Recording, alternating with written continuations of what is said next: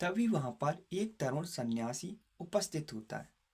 तो महाराज पुनः उस प्रश्न को दोहराते हैं कि बताइए, सन्यासी सर्वश्रेष्ठ होता है या गृहस्थ इंसान? तो तरुण सन्यासी कहता है कि महाराज, इस प्रश्न का मैं अवश्य उत्तर दूंगा, लेकिन आपको मेरे साथ कुछ दिन व्यतीत करने होंगे, ठीक मेरे जैसे।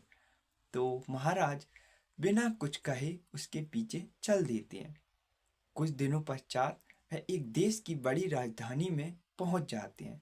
वहां पर वे देखते हैं कि ढोल नगाड़ों की आवाज़ें गूंज रही है, जश्न का माहौल है, सभी रंग बिरंगे वस्त्र पहने हुए। तभी उन्हें एक डोल पीटने की आवाज़ आती है कि सुनो सुनो सुनो, आज राजकुमारी का स्वयंवर है। यानी कि जिस देश की राजधानी में वे पहुंचे थे, वहाँ के राजा की एक इकलौती राजकुमारी थी, जो कि अद्वितीय सौंदर्यवान थी। यानी कि उसके समान कोई भी दूसरी राजकुमारी सुंदर नहीं थी।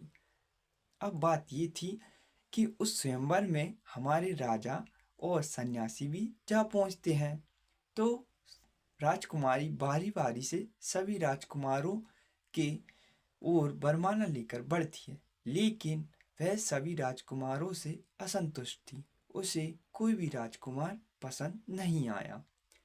तभी वहां पर एक दूसरा तरुण सन्यासी आ पहुंचता है। उसे देखकर ऐसा लग रहा था मानो कि सूर्यदेव आकाश से धरती पर उतर आए हों। इतना सौंदर्यवान रूप को देखकर राजकुमारी मोहित हो गई और उसकी ओर वरमाला लेकर चल पड़ी। लेकिन सन्यासी वरमाला को रोक कर कहता है कि छी छी, मैं यह विवाह नहीं कर सकता।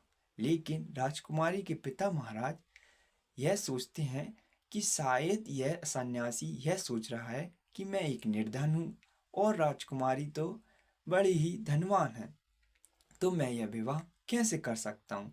तो महाराज कहते हैं कि हे सन्यासी, तुम्हारा विवाह होने के पश्चात तुम आदि संपत्ति के मालिक बन जाओगे और मेरी मृत्यु के पश्चात सारे साम्राज्य तुम्हारा हो जाएगा। और राजकुमारी बिना सोचे समझे उसके गले में माला डाल देती है।